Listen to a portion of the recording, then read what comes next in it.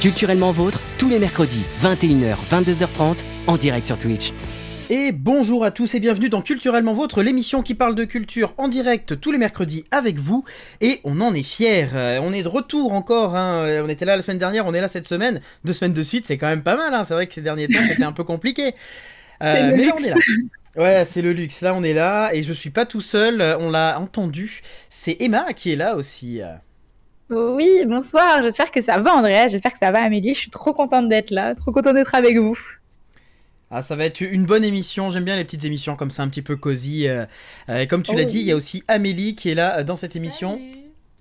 Bonjour aussi à tous dans le chat, bienvenue sur cette émission. On vous a préparé plein de petites choses, des chroniques, des jeux, tout au long de l'émission. Là, on est ensemble jusqu'à 22h30 pour parler culture, pour parler tout type de culture aussi. C'est la promesse de cette émission. Bonjour Johan, ça faisait longtemps qu'on t'avait pas vu dans le chat, oui. Ça fait plaisir de te revoir. Et je vous propose de commencer par la première rubrique de l'émission, c'est le Baby Star tout de suite. Culturellement Vôtre, le Baby Star.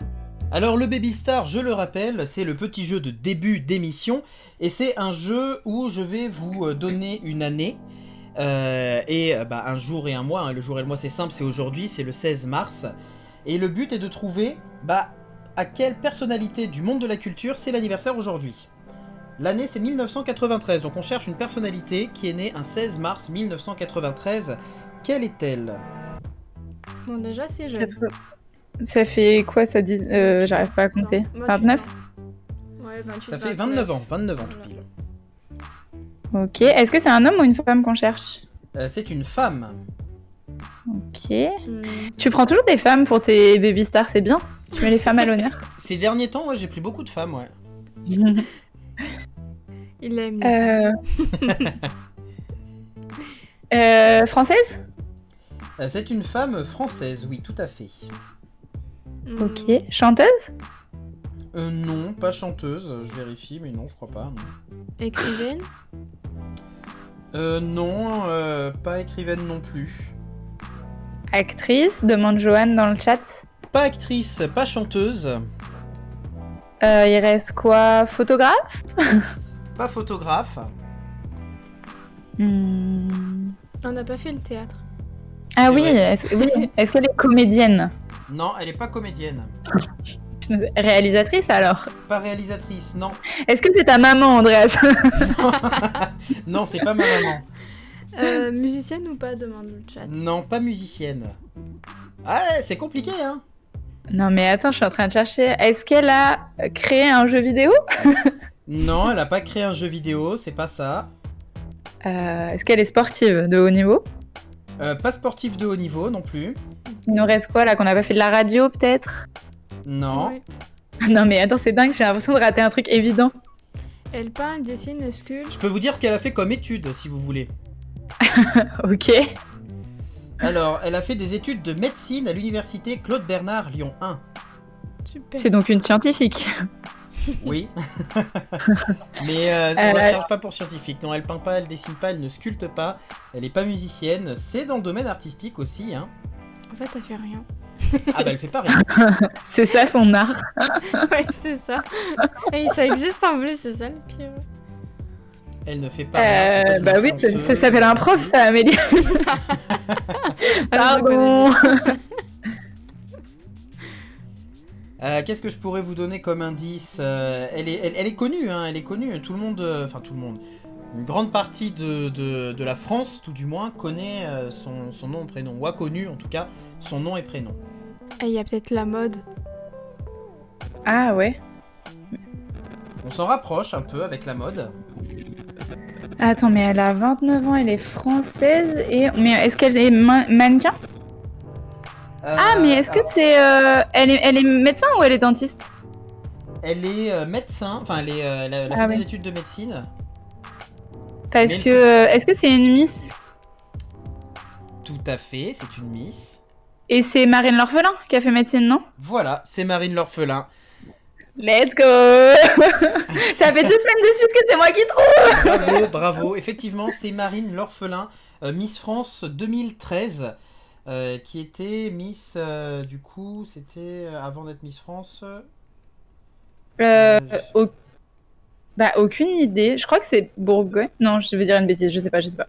Ouais, je l'ai pas là, mais oui, en tout cas, elle a été élue Miss France, Ah, Marine L'Orphelin, donc c'est pour ça que je dis, elle a été connue à un moment, aujourd'hui, ça se trouve, Mm. il y a des gens qui la connaissent un peu moins, Oui. mais en tout cas, à un moment, elle était sur Miss Saône-et-Loire, pardon, j'ai dit une bêtise. Saône-et-Loire, voilà. Et du coup, Miss Bourgogne 2012. Allez, j'avais raison. Putain, et je suis taquée avec les Miss, hein, attention. Hein. Eh ben, je vois ça, dis donc. Je crois que 2013, c'est le moment où j'ai arrêté de suivre les Miss. Genre, c'est le moment où ma conscience féministe s'est réveillée, tu vois. Ah ouais, ouais. Ah, les Miss, c'est quelque chose. Sincèrement, je pense qu'on va en parler parce que du coup, je fais des énormes spoilers. En fait, la semaine prochaine, je vais voir le film Miss avec les quatrièmes là. Tu l'as jamais vu? Ouais, c'est trop bien. On va faire un projet tout autour de ça. Et du coup, bah, je pense que je vais en parler dans Culturellement Vote la semaine prochaine ou dans 2 semaines en fonction de nos disponibilités. Mais ouais, je pense qu'on va parler des Miss France dans vraiment très peu de temps. Donc c'est rigolo, Andreas, Le film T'avais Miss, j'ai hâte visé d'en juste. parler la semaine prochaine parce que c'est un Ouais. film que j'avais vu en avant-première. Ah, trop bien.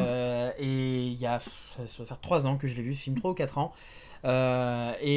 J'avais adoré ce film. Et j'avais adoré ce film, donc c'est vraiment. J'ai hâte d'en parler. Bah, il est Bah, bouleversant. franchement, en plus, ça sera tout frais parce que j'y vais mardi prochain. Donc mercredi, j'aurai bien en tête. Ça va Et être. tu l'as déjà ça va vu être trop toi bien.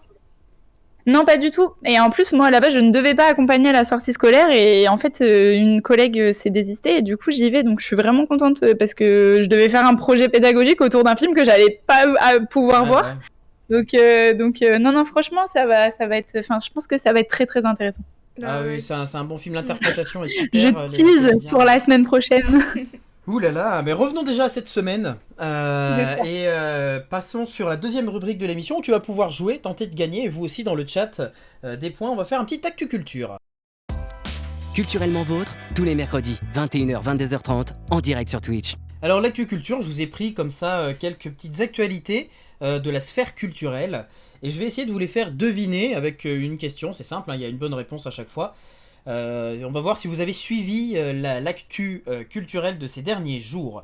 Et ma première question, c'est de savoir qu'est-ce qui a augmenté pour la première fois en 20 ans? Le salaire des femmes. Non, c'est pas ça. Heureusement. C'était une bonne non, c'est proposition. pas- Du coup, Amélie, tu connais les réponses ou pas? Ah non. Ah, ok. Non, je voulais savoir si vous avez préparé le truc ensemble, si j'étais vraiment seule contre tous. Non. Non. Amélie joue aussi. Et à part l'essence, oui. À part l'essence, oui. Parce que ça serait bien hein, que l'essence, elle ait augmenté juste cette fois-là, en 20 Oui. ans, une fois. Ouais, serait c'est bien. ça.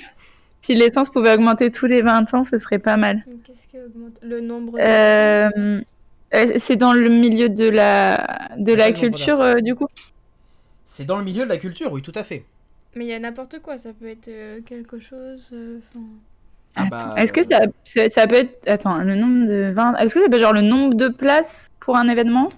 C'est pas le nombre de places pour un événement, non.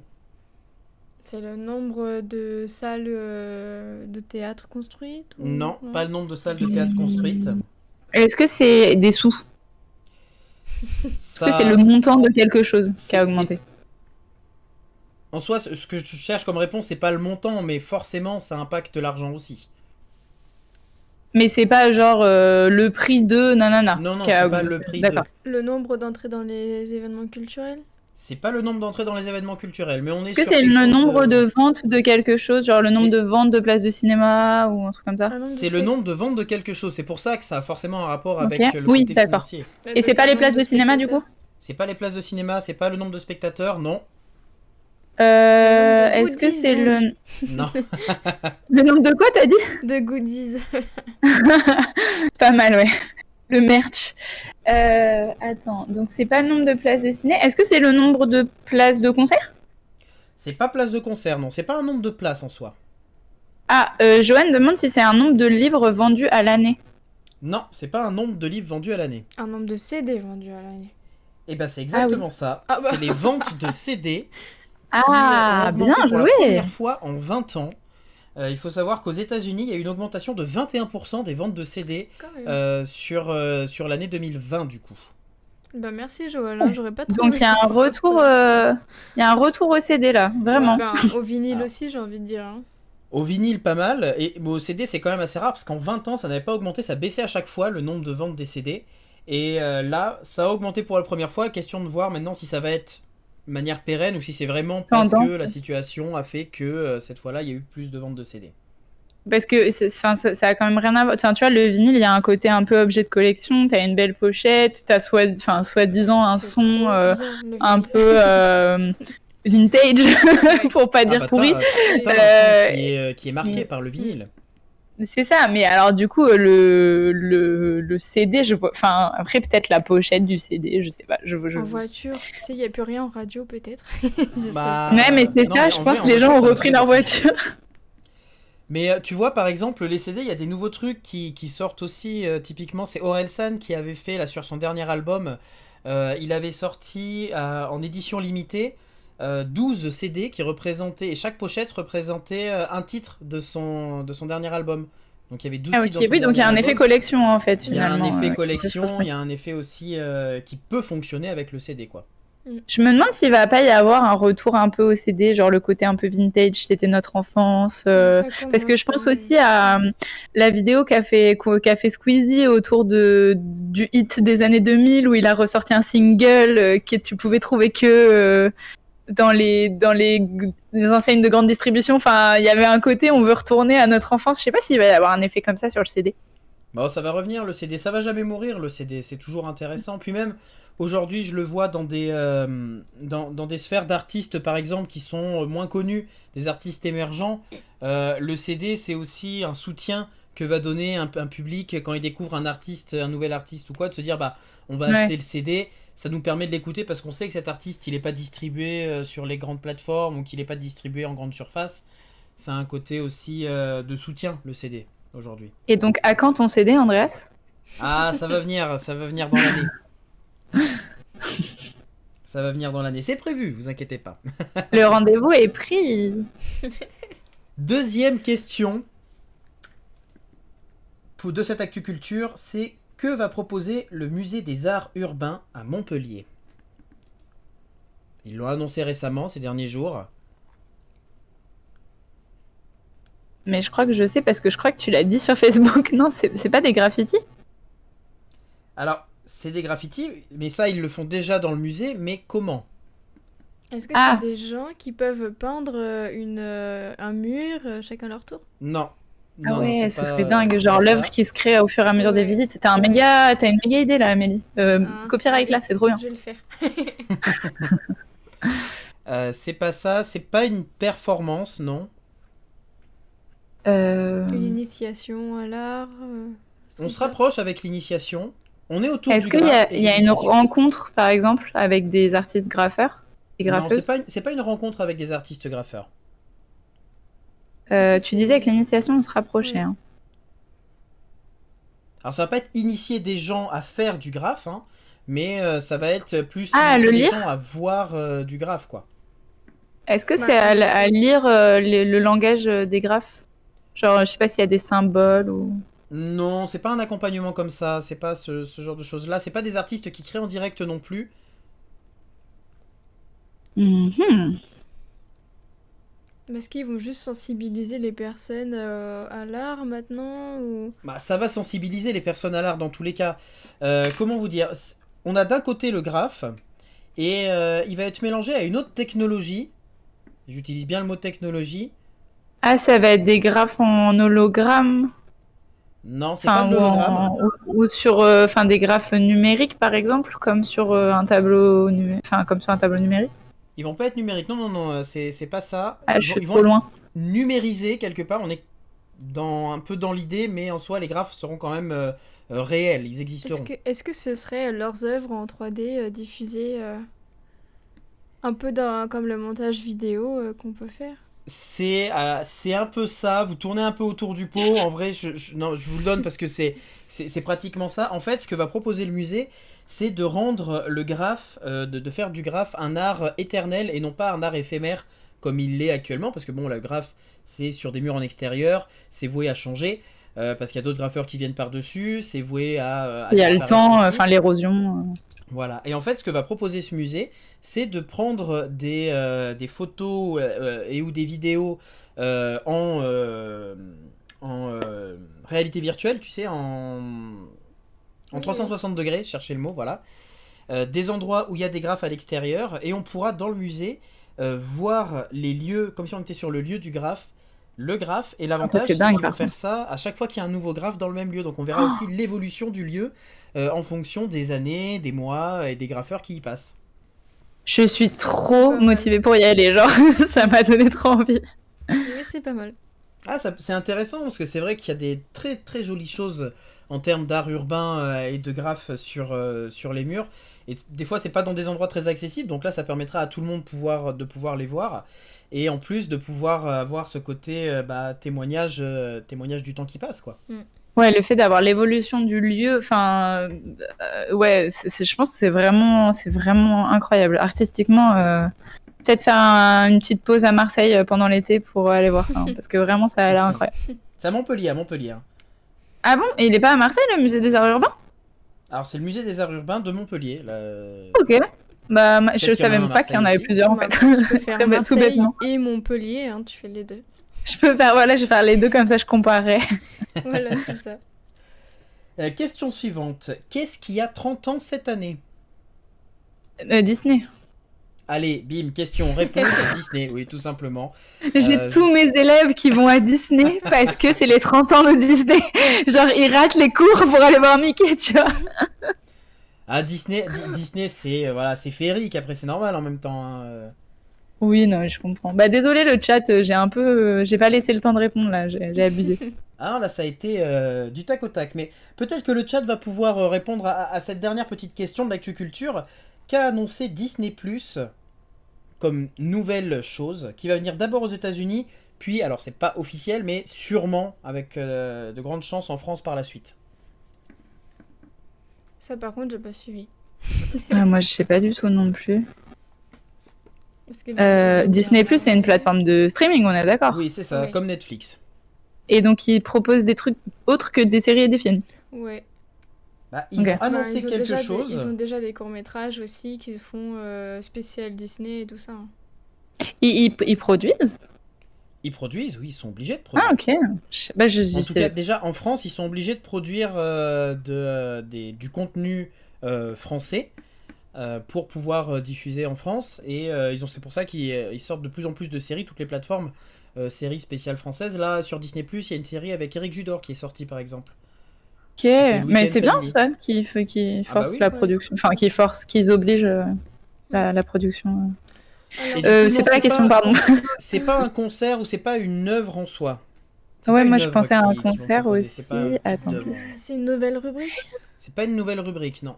C'est un. Est-ce que ton abonnement Disney Plus va Enfin. Genre, je sais pas comment dire. Est-ce que c'est une nouvelle offre?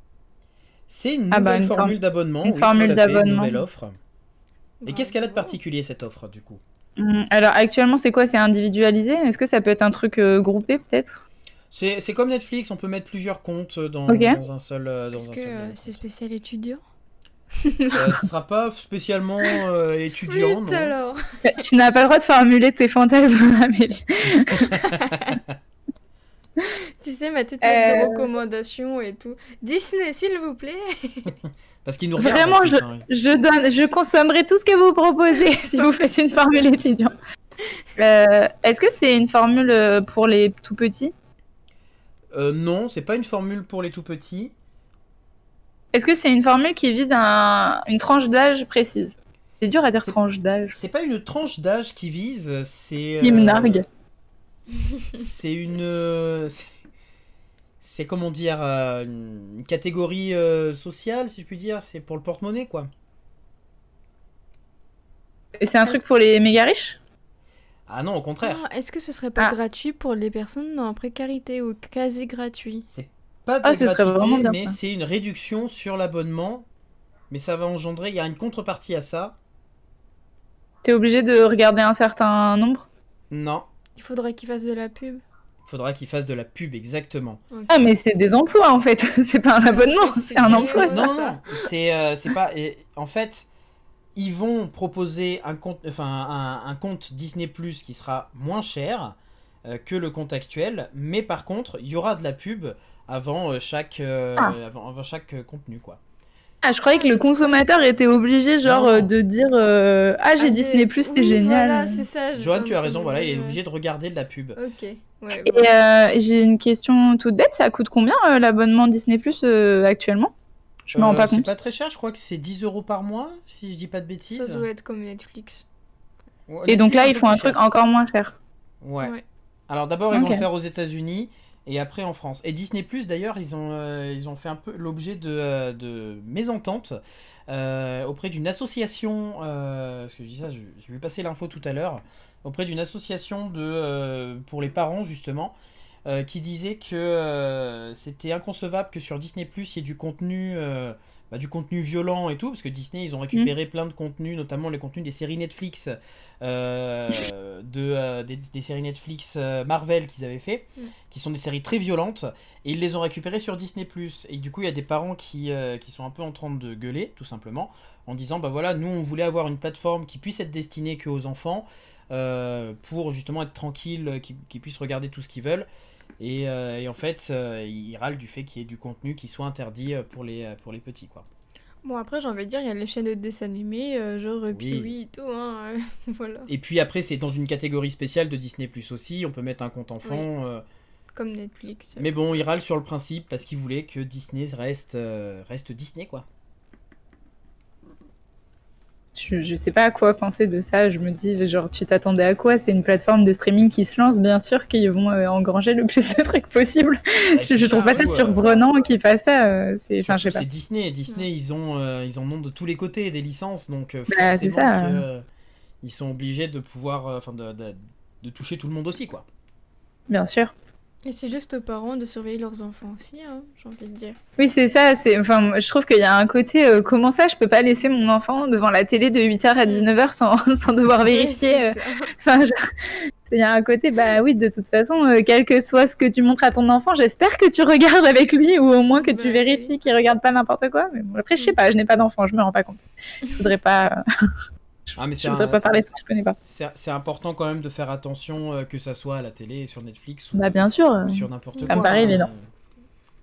C'est de la bonne conscience, quelque part. Et en parlant de bonne conscience, est-ce qu'on parlerait pas un peu de conscience écologique? Quelle transition. Et oui, c'est l'heure de ta chronique, Emma. Culturellement vôtre, la chronique d'Emma. Alors, bah, tu as fait une parfaite transition, hein. Je vous ai déjà parlé dans cette émission de mon vif intérêt pour l'écologie. Notamment, j'avais fait cette chronique sur l'écoféminisme qui m'avait tenu beaucoup à cœur. Et aujourd'hui, bah, je reste dans le domaine parce que j'aimerais vous parler de greenwashing. Donc, je pense que c'est un concept qu'on a un peu tous déjà croisé, dont on a un peu entendu parler, mais j'avais envie vraiment de m'arrêter dessus et de m'interroger un peu sur les préjugés qu'on avait sur le greenwashing. Alors déjà, comment l'idée m'est venue? Eh ben, c'est m'est venu au détour d'une conversation avec une collègue, en salle des profs bien sûr.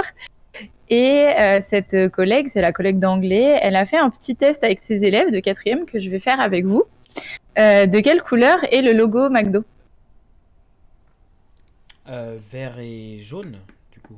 Ah ouais, tu l'as répondu du tac au tac. Donc, je sais pas si le fait que ma chronique t'a induit, mais la plupart des élèves, en fait, ont répondu rouge et jaune. Et moi, j'avoue que moi, la première, j'ai dit bah rouge et jaune.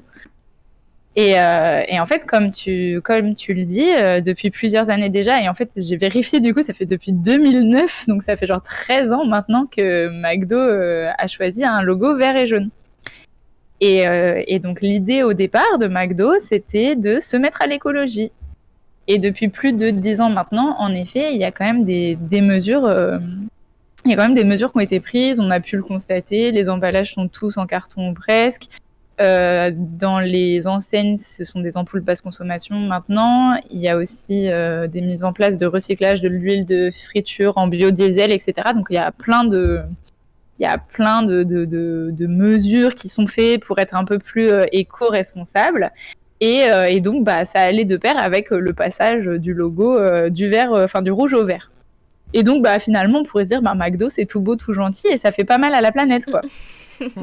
Et je suis pas une grande spécialiste d'écologie, hein, mais il me semble quand même qu'avec tout ce que McDo représente d'hyper-consommation et de fast-consommation, on n'est pas vraiment face à un modèle de conscience écologique et de responsabilité environnementale. Et en fait, c'est à la suite de cette conversation-là que m'est venue l'idée de parler du greenwashing. Donc, le greenwashing, c'est quoi ? Je vais revenir sur 2 blagues qui m'ont été faites ces derniers jours par 2 homologues masculins qui se sont moqués de moi. J'en ai un qui m'a dit c'est quand tu laves ton short vert avec le reste et qu'il déteint. Je t'embrasse, Maxime. Et le deuxième m'a dit c'est quand tu regardes un écran vert parce qu'il pensait que c'était le greenwashing. Bon, bref. Non, le greenwashing, c'est d'anglais là du coup. Voilà, il y a un petit problème d'anglais, mais je voudrais pas bâcher. Il y avait un petit problème d'anglais. Donc le greenwashing, c'est quoi ? Et en fait, j'ai découvert qu'on avait un terme français qui a été construit. Le terme français, c'est l'éco-blanchiment. Donc, comme ça se prononce. Hein. Et en fait, ça désigne le fait pour une organisation d'utiliser les arguments de conscience environnementale et de responsabilité écologique pour faire valoir une meilleure image de soi. Et en fait, cette image se trouve en réalité être trompeuse. Donc là, c'est pas moi qui tire la définition du côté de ce que je pense, c'est vraiment écrit comme ça dans les dictionnaires. Le greenwashing, c'est le fait de se prétendre écolo, mais de ne pas l'être réellement. Il y a vraiment le côté mensonge intégré dans le concept. Donc en gros, on fait croire qu'on est écolo. Oui, pardon, tu me disais, j'ai pas entendu. Le côté péjoratif, en fait. Oui, clairement. Moi, je me disais, peut-être qu'en fait, c'est juste une stratégie de faire valoir l'aspect environnemental, mais en fait, non, vraiment, c'est le fait de mentir sur ses valeurs, le greenwashing. Donc, on fait croire qu'on est écolo, pour faire très simple et très résumé. Et donc, la question qui se pose, c'est pourquoi donc ? Parce que, sincèrement, qui a envie d'être catégorisé écolo en ce moment, quand on a pour chef de file en politique Yannick Jadot ? Je me le demande, mais je m'égare. Non, donc sincèrement, on va pas faire de politique, c'était vraiment juste pour un taquet envers quelqu'un pour qui j'ai peu de respect. Pourquoi faire semblant d'être écolo donc ? Tout simplement pour le profit et pour avoir une image et pour générer plus d'argent. Donc finalement, le greenwashing, c'est une stratégie de communication et de marketing en vue du profit économique. Et donc après cet instant définition, normalement là, vous devez vous dire, mais en fait, il y en a partout du greenwashing. Oui. Parce que oui, de fait, il y en a partout du greenwashing. Et ça m'a vraiment heurté de front il y a quelques semaines parce que du coup, j'étais en vacances chez mes parents et je regardais la télé, chose que je ne fais plus du tout parce que ça fait maintenant 4 ans que je n'ai plus la télé et donc je regarde plus du tout la télé.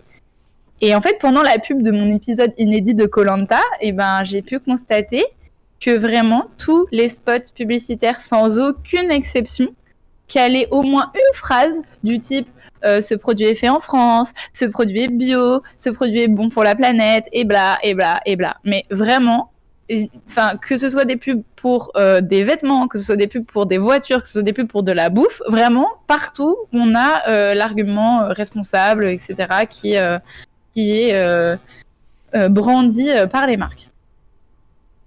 Et comme mon cerveau ne sait fonctionner qu'en 3 temps parce que j'ai été matrixée par le concours de l'agrégation, je voulais faire un peu un zoom sur 3 domaines de notre vie quotidienne où intervient vraiment de manière un peu agressive le greenwashing. Donc d'abord, j'en ai déjà un tout petit peu parlé, je voulais m'arrêter 2 secondes sur la mode. Comme on le sait, tout pollue et on va pas se mentir, les vêtements qu'on porte, ils échappent pas à la règle. Et en fait, dans le domaine des fringues, il y a 2 tendances. On a tout d'abord les marques qui n'en ont ouvertement rien à foutre de la planète. Et sans grande surprise, ce sont toutes les marques qui vendent énormément de produits à bas, voire à très bas prix. Donc je suis pas là pour bâcher les marques, mais on le sait que quand on peut acheter des pantalons à 20 balles qui meurent au bout de 6 mois, ça veut quand même dire que c'est pas de très bonne qualité et donc que c'est dans une chaîne d'hyperproduction et d'hyperconsommation. Sur ce point, du coup, pendant que je faisais des recherches là pour cette chronique, je suis tombée sur un article de Greenpeace qui date un peu maintenant, il date de 2018, donc c'est vrai que ça va quand même vite aujourd'hui dans le domaine de l'écologie, des changements au niveau des marques, etc. Donc je sais pas vraiment à quel point les infos de cet article sont encore valables, mais il était assez édifiant. Je vous le mets dans le chat. C'est un article donc de Greenpeace sur le concept de détox dans la mode, c'est-à-dire que on s'est rendu compte au début des années 2010 qu'il y avait des produits utilisés dans la production de vêtements qui étaient extrêmement polluants, voire dangereux pour les consommateurs et consommatrices. Et du coup, s'est lancé le projet Détox, qui était le projet d'une production moins dangereuse pour la santé et moins dangereuse pour la planète. Et en fait, dans cet article qui date de 2018, Greenpeace s'attelle un peu à voir où en sont les marques qui avaient promis de faire telle ou telle chose et de prendre telle ou telle bonne résolution. Donc c'est toujours intéressant de le lire, même si encore une fois, ça date de 4 ans maintenant, donc il est possible que les marques aient encore changé. Mais voilà. Donc je me suis un tout petit peu arrêtée sur ça, mais je trouve que c'est une bonne référence. Donc j'ai dit dans les fringues, il y a 2 tendances. D'abord, les marques qui en ont ouvertement rien à foutre de la planète, les marques qui vendent à très bas prix. Et il y a l'autre extrême, les marques qui se sont dit, tiens, on a un bon moyen de se faire de la thune, on va prétendre être hyper écolo. Et en fait, se faire des thunes, ça veut dire réutiliser un argument qui est très recevable, à savoir, il vaut mieux acheter un vêtement un peu plus cher, d'une qualité meilleure, que je vais porter plus longtemps et donc que je remplacerai plus tard. Donc il faut mieux enrayer un peu la chaîne de production.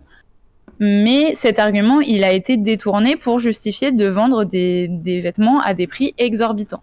Et du coup, moi, là, l'exemple que j'ai en tête et qui m'a fait vouloir m'arrêter sur ce sujet ce soir, c'est la pub pour la marque Levi's qui balance en ce moment des chiffres sur l'augmentation de la consommation de vêtements ces dernières années et qui dit il est temps de consommer mieux, il faut choisir mieux ses vêtements. Et bon, voilà, c'est un secret pour personne. Les jeans Levi's, il faut casser son PEL et vendre un rein pour en acheter un. Donc, j'exagère un peu, mais même si c'est de la bonne qualité et même si peut-être que ça va durer 5-6 ans, rien ne justifie que tu vendes ton jean à 300, 350, 400 balles en fait. Je trouve. Il y a aussi une marge de qualité, de marque en fait quoi. Mais bien sûr. Mais du coup, je te trouve ça assez dérangeant que l'argument de la pub soit choisis mieux tes vêtements, prends des trucs plus chers. Peut-être que j'ai pas forcément les moyens de mettre 400 balles dans mon jean, même s'il va me durer 10 ans quoi. Donc c'est un peu ça qui me dérange.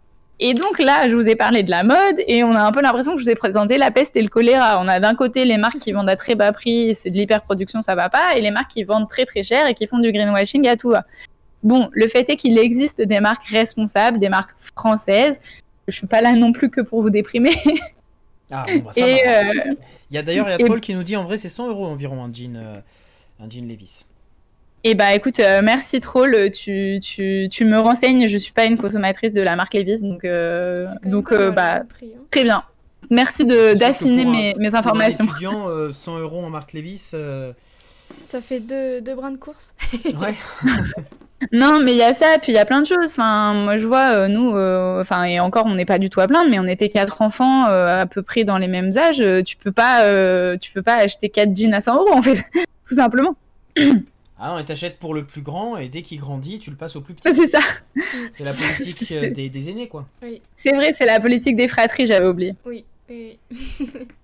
Et en plus, voilà, Joanne rajoute, et ça, j'ai pas voulu m'engouffrer là-dedans, mais bien sûr, Joanne dit, j'ai déjà acheté un Levi's qui a été troué d'usure au bout d'1 an à peine.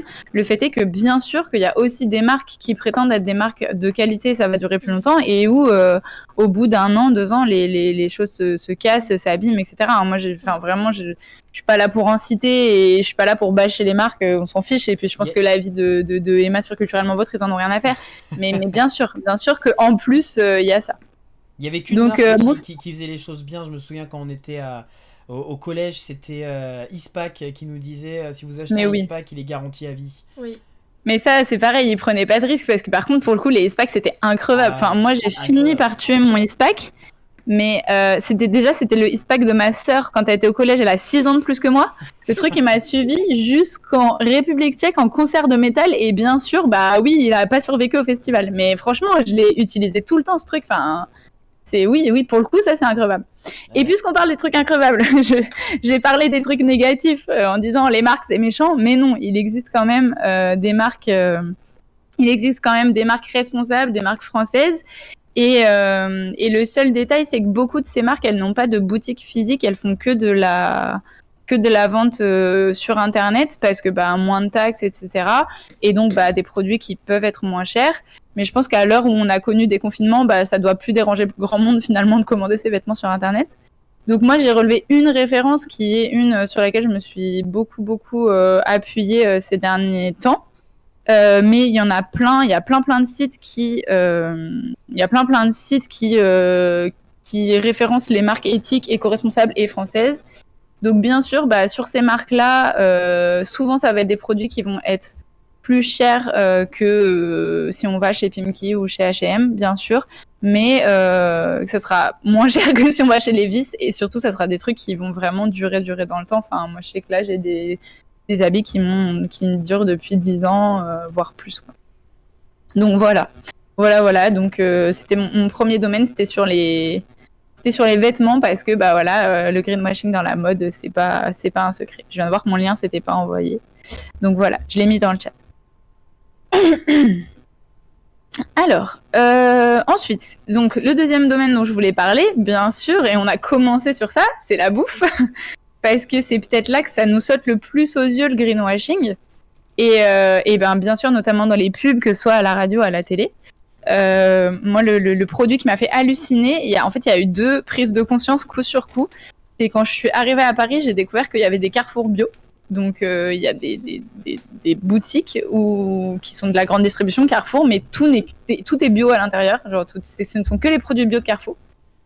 Et le soir même, j'ai découvert que les céréales Choc-à-Pic que je mangeais quand j'étais enfant existaient en bio maintenant. donc vraiment, ça a été très dur. Non, je plaisante. Je plaisante. Mais en tout cas, voilà, vraiment dans la nourriture et dans le côté gastronomie, le greenwashing, il y en a partout. Je pense que je choque personne en disant ça. Toutes les marques de grande distribution aujourd'hui font du bio. Et après tout, pourquoi pas, j'ai écrit sur mes notes pourquoi c'est mal Grincheuse Emma, parce que j'ai vraiment l'impression que je fais que râler dans cette chronique. Mais en fait, là, c'est pas forcément que c'est mal en soi, c'est parce que finalement, c'est plutôt cool que les produits bio, normalement d'une meilleure qualité, se diffusent et soient plus accessibles. Mais en fait, là, ce qui me dérange, c'est une association de valeurs qui est un peu trompeuse. Parce qu'en fait, et peut-être dites-moi que si je me trompe, et peut-être que c'est que moi, mais je trouve que dans le domaine de la nourriture, on associe très facilement le bio ce qui est bio à ce qui est bon pour la santé. Souvent, le bio, c'est healthy dans l'imaginaire général. Peut-être que c'est que dans mon imaginaire. Non, dans l'imaginaire général, c'est ça, mais c'est pas forcément vrai. Hein. Tu peux avoir du bio très gras et du bio pas forcément bon pour la santé. Hein. Voilà, et exactement, tu anticipes sur ce que j'allais dire. Mais donc, très souvent, dans l'imaginaire général, le bio, c'est bon pour la santé, parce qu'en fait, quand c'est emballé en verre et qu'il y a écrit « produit naturel » dessus, on a l'impression que ça va forcément être bon pour notre corps. Et en fait, ce côté-là, il me gêne un peu, parce que, comme tu viens de le dire, c'est pas vrai, en fait. Enfin, moi qui fais mes courses au Biocoop, j'achète des chips au Biocoop, et elles sont tout autant mauvaises pour la santé d'un point de vue nutritif que des chips qui seraient pas bio, en fait. Et en fait, inversement, un produit qui n'est pas estampillé bio n'est pas forcément mauvais pour la santé ou moins bon qu'un produit bio. Donc, ce qui me dérange...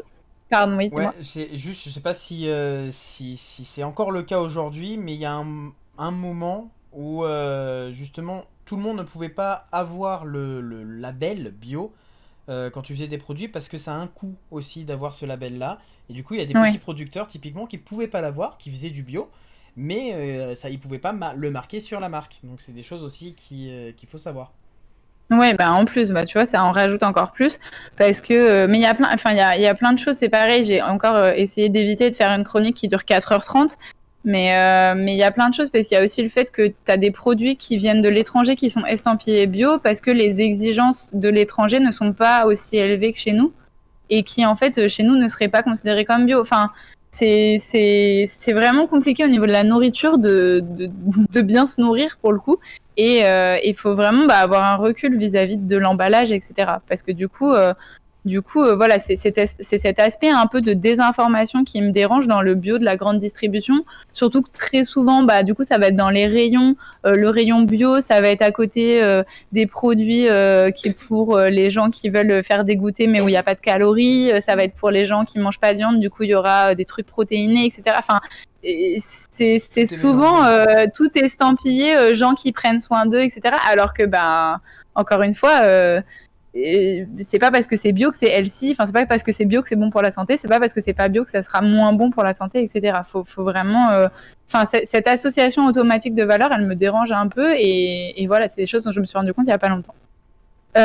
Donc après, encore une fois, je suis pas que en train de dire que c'est pas bien, je trouve ça quand même très bien que les grandes distributions donnent accès de manière un peu plus accessible justement à des produits bio à un plus large public.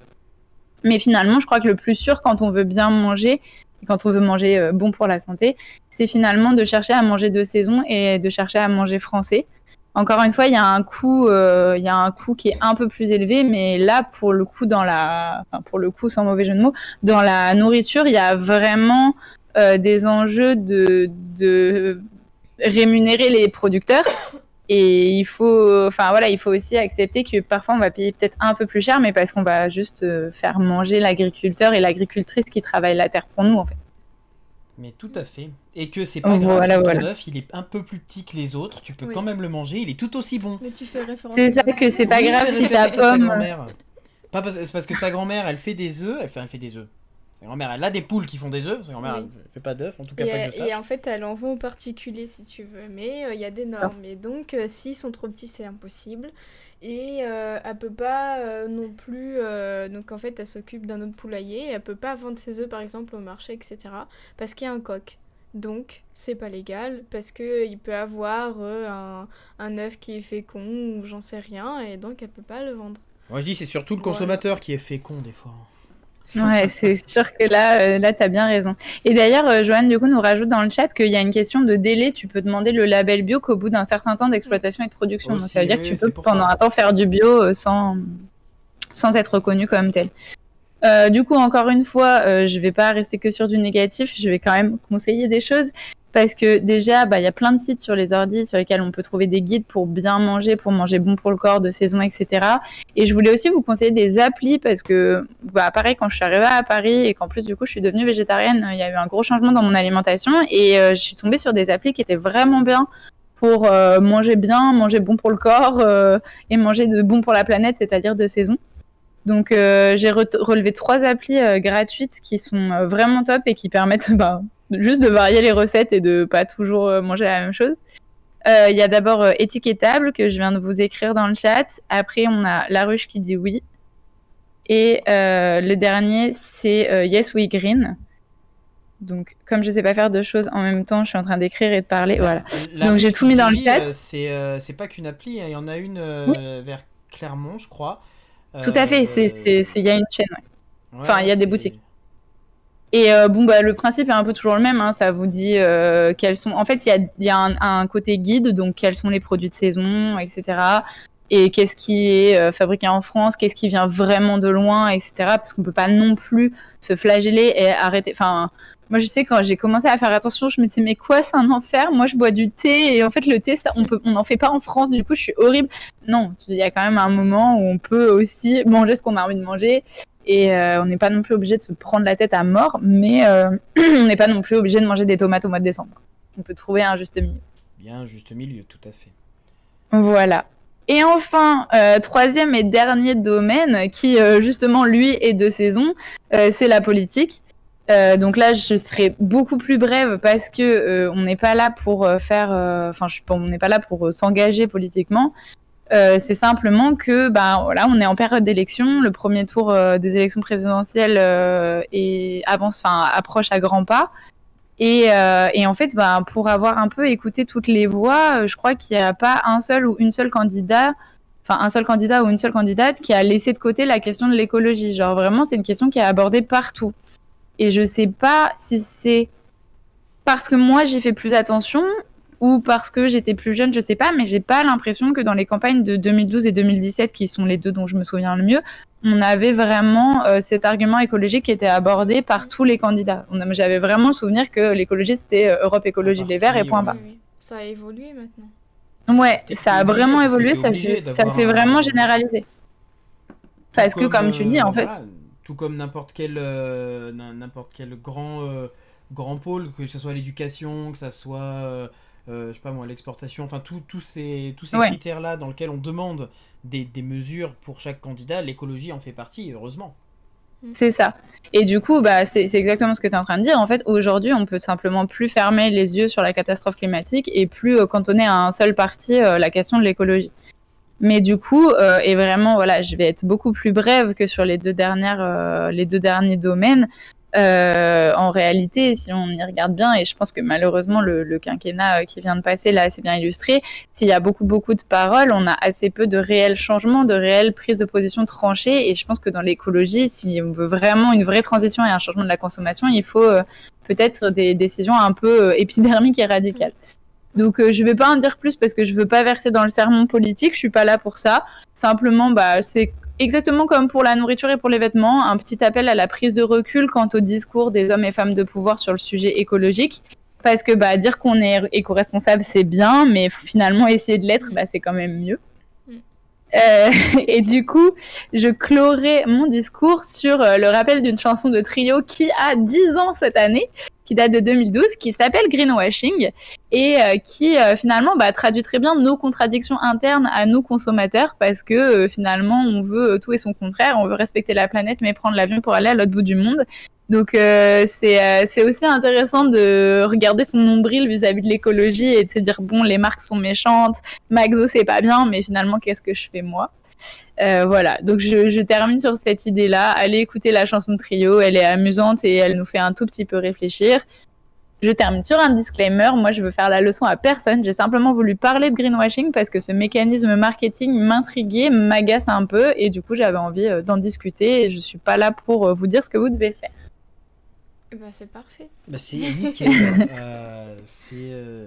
Non mais c'est intéressant d'en parler aussi parce que ça prend place partout, on en a partout autour de nous. Et c'est vrai que de se poser la question, c'est toujours intéressant de se poser la question de savoir est-ce que ce qu'on nous dit est vrai ou pas. Oui, c'est ça. C'est vraiment... moi, ce qui m'a choqué, c'est ça, c'est qu'aujourd'hui, il n'y a plus un spot publicitaire qui ne te dit pas que c'est fait en France, que c'est bon pour la planète, etc.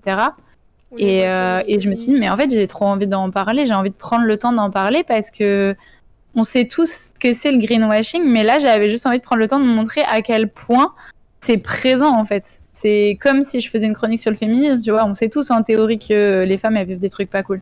Mais genre, voilà, c'est la même chose, c'est juste mettre la lumière sur, en fait, le greenwashing, c'est là, puis c'est là, puis c'est là, puis c'est là. C'est simplement ça que j'ai essayé de faire. Tout à fait.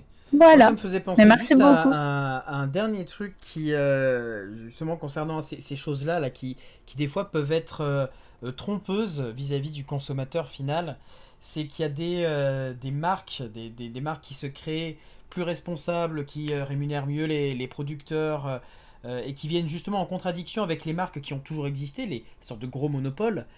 Et du coup, le consommateur se tourne vers ces marques en se pensant faire une bonne action. Le problème, c'est que des fois, les grandes entreprises prennent des actions dans ces entreprises-là, beaucoup d'actions, quitte à devenir majoritaire, ce qui fait qu'en allant consommer là, certes, on consomme mieux, mais on engraisse toujours la même personne. C'est ça qui est toujours un peu compliqué des fois de voir à qui on donne l'argent, quoi. Et ça, c'est sûr. Enfin, moi, je sais qu'un des drames dans ma vie, un peu dans ce domaine-là, c'est le jour où Amazon a racheté Twitch. Parce que moi, j'utilise pas Google, j'utilise jamais Amazon, je dis que c'est pas bien et je passe ma vie sur cette plateforme. Et je me suis dit, mais qu'est-ce que je fais ? Donc oui, c'est sûr que c'est hyper compliqué de vraiment toujours savoir à qui on donne l'argent. Et finalement, genre dans un monde idéal, on irait chez le producteur directement, mais bon, voilà, les gens peuvent pas faire ça, pas tous. Quand t'as plusieurs enfants, quand t'as un travail prenant, quand t'habites loin, quand t'as pas forcément le permis, enfin voilà, il y a plein de choses. Donc non, c'est sûr que c'est vraiment c'est une vraie préoccupation. Mais en même temps, encore une fois, faut pas en faire un état de culpabilité permanent. Enfin, moi, je me flagelle pas, je suis végétarienne et je flagelle pas de manger le jambon que fait mon père quand je vais en Auvergne, quoi. Enfin, voilà, faut pas. Oui, il faut savoir être bien avec soi-même et pas non plus vivre C'est ça, voilà. dans un état de stress constant, parce que c'est tout aussi mauvais. On peut Bien manger aussi sûr. bon qu'on veut, et si on est stressé, pour le corps, c'est tout aussi mauvais. Hein. C'est ça, exactement. Puis, enfin, même voilà, les vêtements, si t'as envie d'avoir un jean Levi's, t'achètes ton jean Levi's, c'est pas grave. C'est juste savoir que ça existe. Et C'est juste ça. Voilà. Mais merci beaucoup, ça me tenait à cœur d'en parler. Je suis contente d'avoir pu discuter là-dessus. Pas de souci, on est là pour ça. C'est vrai. On va continuer de vous recommander des petites choses, parce qu'on va partir tout simplement sur la reco de l'équipe. Culturellement vôtre, la recommandation de l'équipe. Et alors là, on a parlé de pas mal de choses. Moi, je vais faire une reco. Une reco pour toutes les personnes qui disent c'était mieux avant. Pour toutes les personnes qui sont dans la nostalgie, qui ont envie de revivre un moment où il n'y avait pas tout ce qui se passe actuellement dans l'actualité, il n'y avait pas le Covid, il n'y avait pas tout ça. Ces personnes qui veulent revenir dans le passé, le temps d'un instant, parce que voilà, c'est pas possible, et je vais leur recommander un film que j'ai trouvé super sympa qui s'appelle La Belle Époque. Voilà, je vous montre le Blu-ray juste là, voilà, vous le voyez. La Belle Époque de Nicolas Bezos, qui est un film... Bezos, pas Bezos, c'est pas Jeff Bezos. Rien à voir. Qui est un film qui nous raconte justement une société qui veut fonctionner sur la nostalgie et qui décide de recréer à la manière un peu d'un jeu de rôle, avec une scène, un décor, tout ça, le souvenir d'un client. En fait, en tant que client, tu viens, tu dis voilà, j'aimerais revivre soit quelque chose que j'ai vécu, soit quelque chose d'un passé d'avant, genre j'aimerais vivre un repas avec Louis XIV. Et tu payes cher. Incroyable. Et ils prennent des figurants, ils montent tout un décor, et ils font tout un truc où tu viens et pendant 24 heures, tu revis ce souvenir-là. Et on va suivre Victor qui, lui, aimerait revivre la première rencontre qu'il a fait avec la femme de sa vie, la femme qui a été la femme de sa vie. Et du coup, il donne plein d'indices sur ça. Et il fait le jeu. Et en fait, il retombe amoureux de l'actrice, de la comédienne qui joue sa femme jeune. Et il veut revivre ça encore une fois. Et du coup, on rentre dans une spirale où il veut continuer de revivre ça, quitte à perdre tout son argent. Et c'est... je trouve que c'est très intéressant, parce que c'est un film qui parle sur un concept qui, de base, est mignon et sympa. Tu dis, ouais, c'est super, c'est génial. Et en même temps, qui montre aussi ces dérives-là que peut apporter des fois la nostalgie et ces choses qui peuvent être prises dans un mauvais sens, quoi, derrière. Trop bien. Donc si vous l'avez pas vu, La Belle Époque de Nicolas Bezos, c'est un très bon film que je vous conseille. Et toi, Amélie, alors, tu nous conseilles quoi? Et vous vous conseillez l'une l'autre, apparemment. Ah, pardon. Il n'y a pas de souci. Moi, je vais parler. Moi, je me mets en plein écran. Vas-y. Je vais vous parler d'un festival qui va commencer très bientôt, c'est-à-dire demain, à Clermont-Ferrand. C'est Vidéoforme, qui est du 17 au 20 mars, donc le festival en lui-même, et l'exposition du 17 au 3 avril. Je vous parle de ça tout d'abord parce que je suis des cours dans un atelier de montage en scénographie, dans lequel ma prof est professionnelle tout d'abord, et donc elle va exposer, et son exposition ce sera dans la chapelle, par contre le nom je ne sais pas, mais La chapelle Sixtine. Non. Ah non. À Clermont-Ferrand, c'est bien connu. Oui. Et donc elle s'appelle, son exposition Les éperdus. Et en fait je vais vous lire un peu le résumé de sa pièce, si je retrouve, je me dépêche. Ah. Pas de soucis, j'ai perdu. je te l'ai... Ah Mais mince. en gros, je vais vous expliquer ce que c'est. Donc en fait, elle est partie interviewer des personnes qui habitent au pied du Mont Blanc. Et en fait, elle a recréé une œuvre donc, avec du montage vidéo, avec des photos qu'elle a fait, etc. Et donc, il y a une comédienne qu'elle a engagée pour qu'elle puisse un peu recréer l'atmosphère de toutes les histoires de ces personnes, etc. Donc, elle joue plusieurs rôles. Et l'exposition, elle varie selon le temps qu'il faut au Mont Blanc grâce au satellite de la météo qui est relié à l'œuvre, en fait. Donc, s'il pleut, Ok, et ben, bien. il y aura un peu de brume. Voilà, s'il y a du vent, il y a un ventilateur exprès pour faire bouger l'image. Enfin, vraiment, c'est très animé. Donc, c'est vivant, ça reste pas vraiment. Voilà. Donc, C'est incroyable comme idée, ouais, ça. Ouais, c'est super bien. Ah, c'est super Ça a intéressant. l'air super impressionnant. Donc, je l'ai vu en vidéo et photo. Et je tiens à dire que le cours qu'elle nous fait suivre est très intéressant aussi, puisque le but c'est de faire du montage en scénographie, donc sur les scènes de théâtre, notamment aussi pour les concerts, les spectacles, etc., qu'on a l'habitude de voir maintenant, parce que c'est de plus en plus courant. Et donc, grâce à elle, je vais m'occuper de la régie toute seule d'un spectacle en fac. Voilà, un peu les Mais c'est nouvelles. trop bien. Ouais. Là, je suis toute seule. Bon, j'ai un peu le trac. On a en fait en groupe, on va faire le montage, etc. Mais c'est moi qui vais lancer la vidéo et tout sur scène. Bah, Voilà. félicitations. C'est trop bien. C'est Merci. quand, du coup? Le 2 avril. Voilà. Ok, Donc trop ça bien. parle de l'Europe et tout ça. Mais bref, voilà. Donc allez voir Vidéoforme parce que c'est très intéressant. C'est une nouvelle forme d'art qui commence vraiment à être de plus en plus utilisée, de plus en plus aimée par les artistes. Notamment, on a vu Ben Mazué il y a pas longtemps en concert.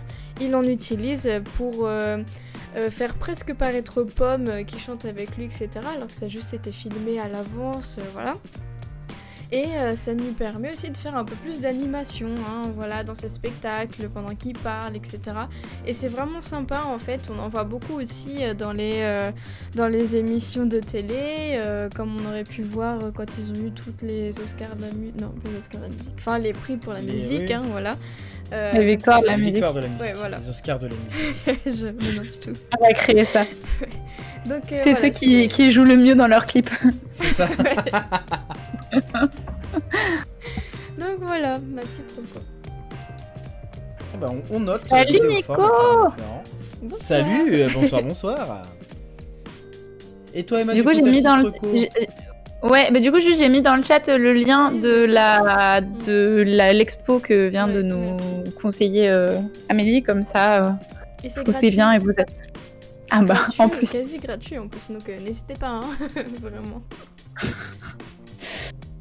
Alors, du coup, moi j'étais arrivée en me disant ah bah vraiment ma reco elle est toute trouvée. Je sais pas trop si vous suivez mon Insta ou l'Insta de Colibri, mais voilà, je suis allée voir Goliath vendredi dernier, que je recommande chaudement. Mais il se trouve que Goliath, vous en avez parlé dimanche soir dans le clap au clic. J'ai regardé l'émission en replay tout à l'heure pour me dire est-ce que ça va faire redite si j'en parle. Bon, clairement ça va faire redite si j'en parle. Donc, si vous voulez un avis sur Goliath, allez regarder l'émission de dimanche sur le clap au clic, elle est très très bien. Et vraiment, voilà, je vous conseille le film. Et du coup, j'ai une autre recommandation qui est encore pas sortie. Ça fait 2 semaines de suite que je recommande des trucs qui sont pas sortis. C'est le prochain roman de Joël Dicker qui s'appelle cette fois l'affaire Alaska Sanders. Et peut-être, donc je vous mets le nom du monsieur et le titre dans le chat. En fait, peut-être que vous connaissez parce que Joël Dicker, c'est celui qui a écrit La vérité sur l'affaire Harry Kéber. Et il y a quelques années, il me semble que c'était il y a 3 ans, 4 maintenant, ça avait été adapté sur TF1, je crois. Je crois que c'est TF1 qui avait fait La vérité sur l'affaire Harry Kéber, série. Hop là, vous avez toutes les coulisses de l'émission, c'est merveilleux. Oui, c'est TF1, c'est ça. TF1, ils font beaucoup d'adaptations comme ça, d'affaires, de choses. Et donc en fait, vraiment, Joël Dicker, là, je saute sur l'occasion du fait qu'il sorte un nouveau roman pour juste vous recommander toutes ses productions en fait, parce que donc c'est un romancier et c'est toujours des histoires plus ou moins, c'est pas vraiment policier, mais il y a toujours un peu un mystère, il y a toujours quelqu'un qui enquête. Et enfin, je sais pas par quel bout commencer, tellement j'aime son style. En fait, il est extrêmement fluide, c'est des lectures très agréables, alors que c'est des gros pavés. Et en fait, ça se lit tout seul. C'est vraiment, je crois que c'est un des livres que j'ai lu le plus vite de ma vie. En tout cas, La vérité sur l'affaire Harry Kéber. Et du coup, voilà, il a écrit beaucoup d'autres romans et vraiment, je vous les recommande parce que c'est des lectures très agréables. C'était vraiment, ça peut vraiment renouer avec le plaisir de la lecture. parce que bah voilà, ce sont des bons moments, donc voilà, j'avais envie de parler de ça. Et donc l'affaire Alaska Sanders est annoncée pour 2022, donc voilà, il va sortir dans l'année et je vous le recommande énormément. Je pense que je l'achèterai et que j'en parlerai sur les réseaux sociaux de Colibri quoi qu'il arrive, donc vous en reverrez le ton. Ça nous fait plein de choses à voir. Moi, je pourrais ajouter, si vous voulez voir du coup les travaux de ma prof, je vais vous mettre juste le nom. Donc c'est Anne-Sophie Aymar. Voilà, .com. Si vous voulez regarder un peu ses travaux. Anne-Sophie Aymar.com. Et on a fait le plein de recos pour passer une nouvelle semaine tout en culture. C'est l'heure de jouer au jeu du jour. Culturellement vôtre, le jeu de la semaine. Alors à chaque fois je dis jeu du jour et sur le magnéto on dit jeu de la semaine. Voilà, c'est original. Non mais c'est bien, tu sors des sentiers battus, Andreas. Voilà, c'est ça. Alors le jeu, je savais pas trop quoi sur le faire. Avec les mots dans le sens. Le jeu, je savais pas trop sur quoi le faire. Sur l'ordre des mots, non? Sur l'ordre des mots. Pardon. Non, le jeu, il faut savoir qu'aujourd'hui, c'est la journée du pissenlit. Voilà. Ah. Et du coup, j'ai eu mon âme de comment ça s'appelle, de Burger Quiz qui est arrivé. Et je me suis dit, tiens, je vais faire un menu pissenlit. Donc ça sera que des questions sur le pissenlit. Voilà. Mais quoi? J'en peux plus. Ouais, tu voulais des questions sur le chocolat la semaine dernière. Bah voilà, je fais des questions sur le pissenlit. Oui, c'est vrai. On y est presque, finalement. Mais c'est... à 58 lettres près, c'est les mêmes mots. C'est ça. Alors, première question. Alors, je vous pose une question, 4 propositions de réponse et une seule bonne réponse à chaque fois. Vous allez pouvoir trouver. Première question, d'où vient le nom pissenlit? Ouais. Est-ce qu'il vient, petit 1, de pis en lit, qui signifie que la lie est mauvaise? La lie comme la lie du vin. LIE. LIE, voilà. Est-ce qu'il vient de épice en lit, en 3 mots, car la plante poussait dans la commune de Ly, L-Y-E, en Indre, et on l'utilisait comme épice. Est-ce qu'il vient du latin pisralae, pardon, voilà. Ou est-ce qu'il vient de pis en lit, en 3 mots, donc pis en lit, dans un lit, dû aux propriétés diurétiques de la plante, que la plante elle donne envie de faire pipi. Je sais que c'est toi qui as inventé l'origine latine. Tu sais que c'est moi qui ai inventé l'origine latine. C'est pas celle-là. J'ai envie que ce soit toi qui aies eu cette idée. De pisralae. Oui. Bah, ça fait un peu pisse à l'arrêt quand même. J'ai envie que ce soit toi qui l'ait inventé, c'est trop beau quoi.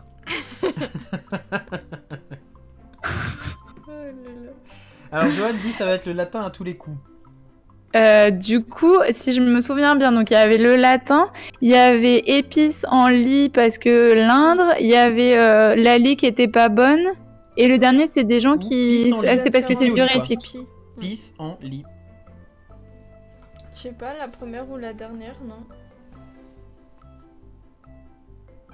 J'ai aucune idée parce que je sais pas si le pissenlit est diurétique. En vrai, je trouve que épice en lit c'est trop bien, mais enfin, genre.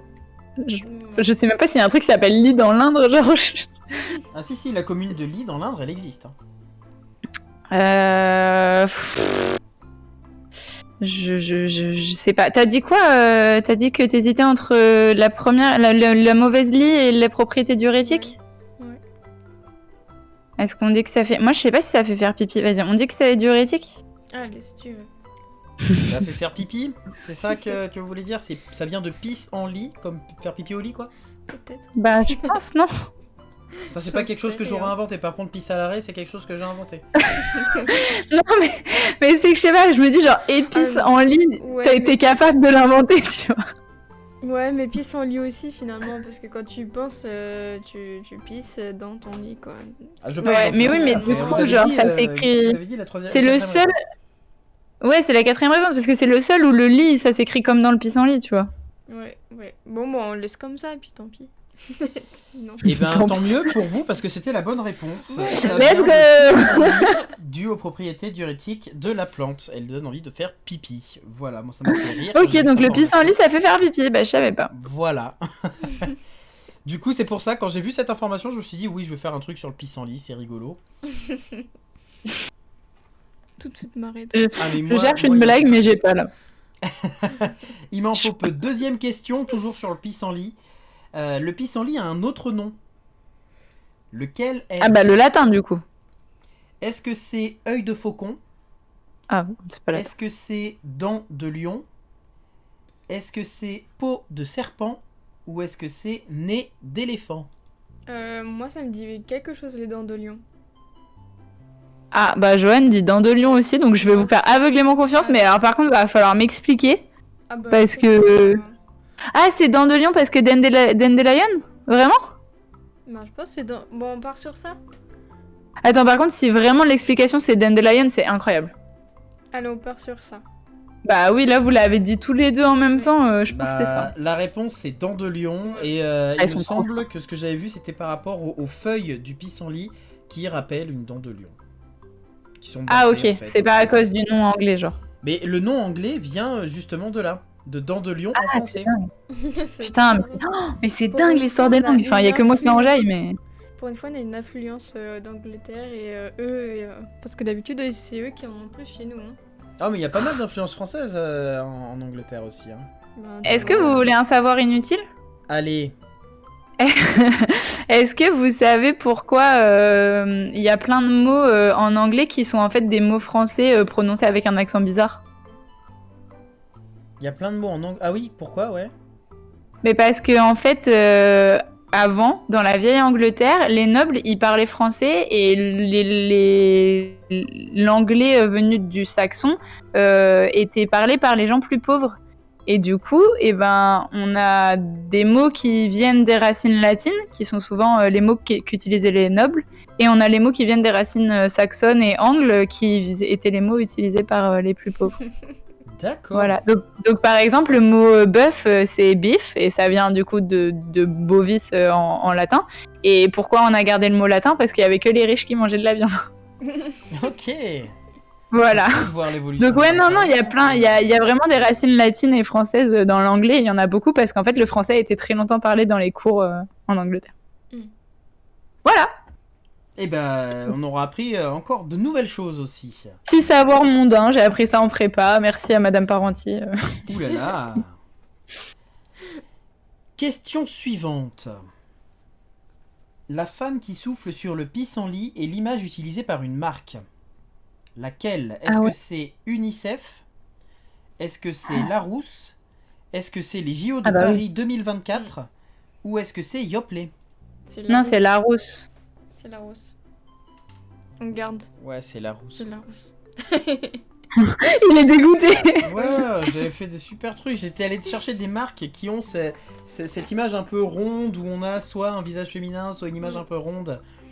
Alors par Mais- contre, moi, Yoplait, j'ai pas du tout l'idée du logo en tête. Hein. Yoplait, c'est une petite fleur ouais. avec une petite tige, c'est tout. Ah Mais ok. tu sais, genre la fleur là et la tige comme ça, C'est ça. comme un sourire. Ok. Mais c'était bel et bien Larousse. Ah, je suis dégoûté, vous avez trouvé trop facilement. Bah, tu parles à 3 personnes qui passent leur vie dans les dictionnaires apparemment. On est des intellos, quoi. Ok, bah Ouais, question c'est ça. suivante. Pourquoi on dit manger des pissenlits par la racine? Est-ce que c'est parce que le pissenlit a des racines très profondes? Est-ce que c'est parce que les cercueils étaient faits à base de pissenlit? Est-ce Quoi que c'est parce que les pissenlits poussent très rapidement sur de la terre meuble? Ou est-ce que c'est pour insulter la personne, comme le pissenlit fait uriner? On l'a vu plus tôt. Ben, je sais que ça pousse très vite, mais après, c'est tout. Enfin, c'est une mauvaise herbe, enfin, des fois, franchement, t'en as partout dans son jardin. Amélie a un coup de gueule ce soir contre les pissenlits. Moi, j'avoue que, en fait, le plus logique, ça serait la terre meuble parce que du coup, quand tu dis que tu vas manger les pissenlits par la racine, c'est que tu vas te faire enterrer, quoi. Donc, le plus logique, ce serait ça. Parce que par contre, il faut que tu m'expliques comment ils font les cercueils en pissenlit. Hein. Bah à base de pissenlit, je sais pas, moi, ils prennent le pissenlit, ils le concassent Bah, et peut-être- ils font un cercueil. Ils le concassent. Ouais, tellement qu'il y en a, tu sais, je pense qu'ils ont de la matière à faire. Hein. C'est ça. Vas-y, moi je partirais plutôt sur la terre meuble. Ouais. Non pas meuble. Et Johan part soit sur le pissenlit qui a des racines très profondes ou pour insulter la personne comme le pissenlit février. Non, 1 ou 3, pas 1 ou 4, pardon. Ou le pissenlit. Un ou trois, donc elle dit soit comme nous, soit pour parce que les racines sont profondes. Et alors attention, la réponse va vous étonner. C'est parce que les pissenlits poussent très rapidement sur de la terre meuble. Oh là. Il est écouté. Franchement, ton jeu. Ouais, mais je facile, pensais hein. que ça allait être plus compliqué, mais dans ma tête, les questions, elles étaient compliquées, tu vois. C'est parce que toi t'es un urbain, nous on est des rurales, tu vois. Oui, voilà. Je suis un urbain, moi.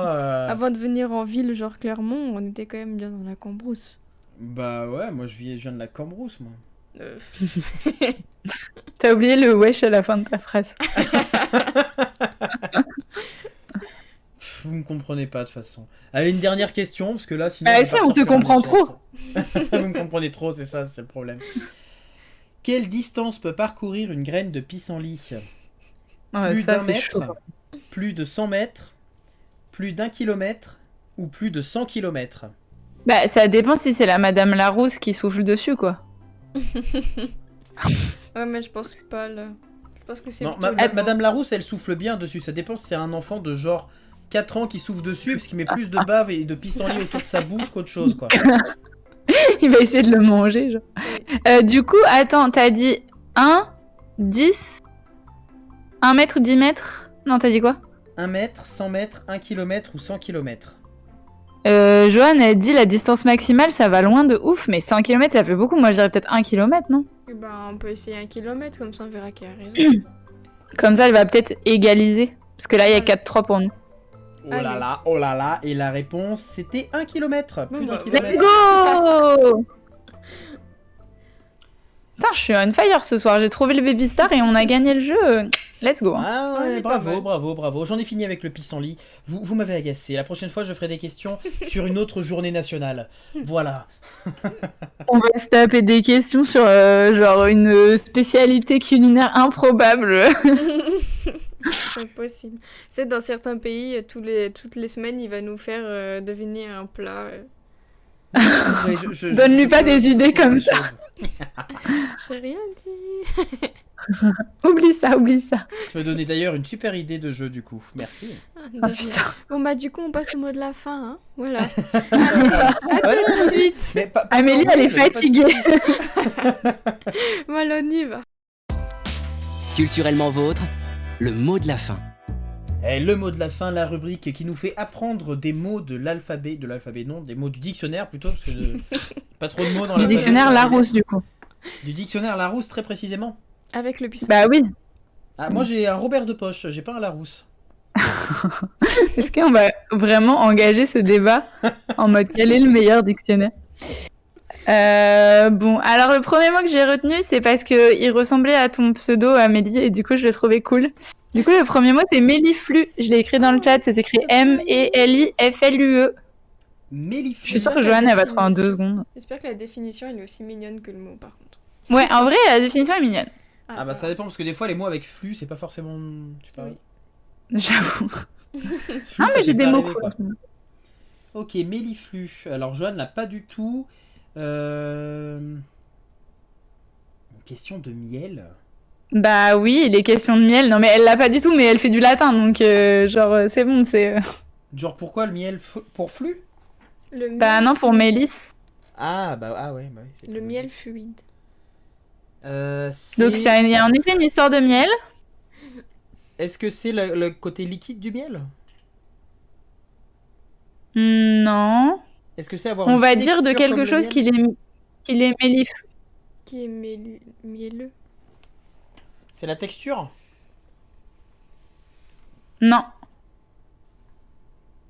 Est-ce Donc que- tu m'as dit... Attends, je crois que ça a sauté. Du coup, tu m'as dit la texture, le fait que ce soit liquide, j'ai dit non. T'as dit autre chose que j'ai pas entendu ou pas? J'ai juste dit que c'était mielleux. Oui, mais ça ne nous aide pas. Est-ce que moi je peux être méliflu à un moment dans ma vie? Oui. Ah, je peux être méliflu. Genre, est-ce que là tout de suite je suis Ouais. méliflu? Non. Ça passerait pas sur Twitch. Ah si. Ah totalement. Alors là vraiment, c'est Ah, quand je je peux vous être dis, Méliflu. je suis dans la mignonitude. Je vous ai cassé les pieds sur le greenwashing, du coup Ça veut dire que la J'ai semaine fait des prochaine, mots dans mignons. l'émission, on peut tous être Méliflu? Ah oui, mais il va falloir qu'on... Ouais, ok, il va falloir qu'on investisse, mais ouais. Ah, faut investir, ok. Ah, Non mais c'est une fausse piste, ça. D'accord. ah, C'est un sens propre. C'est vraiment... parce que Joanne demande si c'est un adjectif qui a un sens propre au figuré, c'est vraiment un sens propre. Enfin, ça peut pas avoir un sens au figuré. c'est un caractère d'une personne ou c'est autre chose? Non, c'est quelque chose qu'on voit. Genre, tu peux regarder quelqu'un et dire, tiens, il aimait les flux. C'est genre un peu rondouillard? Ça concerne pas une partie du corps, c'est pas rondouillard. Tu peux le dire d'un objet aussi. Tu peux dire, tiens, ce vêtement est méliflu. Est-ce que c'est... Il est tout doux. Ah, ça aurait été trop bien. Est-ce que c'est que t'as envie de te jeter dedans comme un coussin géant? Non, c'est ce que te procure le miel. Bah, je sais pas, le miel, une grande quantité de miel, tu sais, c'est tout... tu rentres dedans tout doucement, là, ça t'englobe, enfin, je sais pas. Ouais, Mais il y a un aspect dont vous m'avez pas parlé. Vous m'avez parlé de la Collant. texture. La Joanne, elle me propose la fluidité. T'as dit Il quoi, est Amélie? collant. Il est collant. Alors non, il est pas collant. Ah. Il est sucré. Plus simple encore que ça. Il est orange. Bah ouais, c'est ça. Ah, d'accord. Genre en fait, méliflu, ça veut dire qu'il a la couleur du miel. D'accord. C'est trop. En vrai, ce mot, il est trop mignon. Bah oui. Winnie l'ourson, il est méliflu alors. Voilà, Winnie l'ourson, il est méliflu. Quand tu sors des UV, t'es Méliflu. Oui, ou quand t'as mis trop de fond de teint aussi. L'auto-bronzant. D'accord. Alors, pour le deuxième, si vous avez envie d'un deuxième, Ah oui, oui. il faut vraiment que je te demande, Joanne, de ne pas répondre tout de suite parce que je pense que tu vas retrouver la racine tout de suite. Donc le deuxième mot que j'ai relevé, c'est nitescence. Et ben, Ah. tu nies tes sens. Nitescence. Ça a Je vais un rapport arriver. S-C-E-N-C-E. avec Putain, l'essence, c'est dur. du coup. L'essence même d'un objet, l'essence même de quelque chose. Non, ça n'a pas rapport avec le truc qui me vide mon porte-monnaie en ce moment, non. Non, mais pas l'essence dans ce sens-là. L'essence dans le sens... une essence, une âme, un peu, une... Les chakras. Non. Bah non, parce que t'écrirais E2SE quand même. Parce que ça viendrait du verbe être. Bah, Hmm. C'est un rapport avec Nietzsche? Non. On dit l'anitescence. L'anitescence. C'est un peu comme l'obsolescence? Bah, je pense que c'est le même suffixe. Ça doit avoir le même genre de racine. c'est l'effervescence, la naissance. Effervescence, obsolescence, nitescence. La nitescence, on parle de quelque chose là. Il y a quelque chose qui Ouais. est nitescence. Tu peux dire la nitescence. Oh, attends, je veux pas vous donner ça, ça va être trop facile. Non, mais tu peux. Bah, genre, tu peux dire par exemple la nitescence d'un regard. Mhm. La transparence d'un regard, les émotions qu'il met en... Alors, non, mais Est-ce ce que là, serait je fais un trop regard bien. nitescent? Attends, parce que t'es un peu flou, parce que du coup, j'ai mis le live en mauvaise qualité pour pas que ça pompe toute ma 4G. Tu fais un regard effrayant, mais il est pas nitescent. D'accord. Et là, c'est nitescent? Ah, mais est-ce que c'est un regard Tu me saoules. Oui. Un regard Je pense doux. que Joanne, elle peut vous aider avec le verbe latin qui a donné le Ah, mot oui. nitescence. Ah oui, le verbe latin. Ça nous aiderait pas mal. Tu sais, moi j'ai fait du C'est- grec 1 an dans ma vie juste pour pouvoir ne pas avoir de déesse, de devoir Tu le surveiller. dis- Mais tu dis ça tout le temps, mais moi c'était pareil et à la fin j'en ai fait mon métier, genre elle a trop mal tourné cette histoire. Nitéo. Du- Ah, mais Oui, oui, non, ça y mais- est, je l'ai. Joanne, je voulais que tu donnes la traduction de Nitéo. Je sais que Nitéo ça aide personne Non. dans la vie. Si, moi ça m'aide. Est-ce que c'est quand tu aimes jouer à Mario et tout sur les consoles Nintendo? Genre la Nintendo Switch? Ah, La briller. Nitéo Switch. Ah, Ou alors, bah, c'est les quand- yeux brillants, en fait. La Ouais, brillance. c'est ça. Nitéo c'est briller. Ah, En fait, c'est la le nitescence chat. c'est l'éclat, la lumière. D'accord. Ok, bah merci Johan. Voilà la lueur, Nous l'éclat, avons, la nitescence. Du coup, Je ça pense veut dire que tu l'avais eu direct, Johan, non? T'es nitescente. Ouh là là. Bah bien sûr que tu es nitescence. Et de quoi tu disais? Oui, Ouh, ça veut rien dire, ça. oui, on a bien été aidés, hein, sinon on n'aurait pas trouvé. Donc merci beaucoup. En même temps, quand ça part sur du grec ou du latin, forcément, voilà. Quoi. Oui, Oui, on a enfin, perdu excuse-moi, mais si spectacle. j'enlève les mots qui ont une racine grecque et latine pour faire le mot de la fin, il va me rester week-end, quoi. Et ça, on sait ce que ça veut dire. C'est vrai. Bah Non, écoutez, mais, il est 22h22, hein. Il est temps de clore. Il Allez. est temps d'éclore, même. On va tous Oh, bah dormir. Ouh là là, ouh là là.